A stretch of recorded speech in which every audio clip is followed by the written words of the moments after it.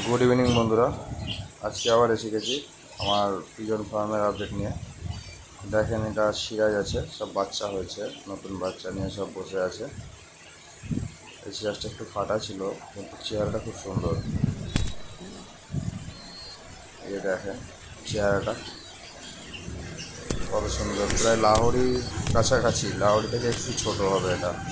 বাচ্চাটা দেখেন কত সুন্দর, খুব সুন্দর হয়েছে বাচ্চাটা, ছোট্ট বাচ্চা।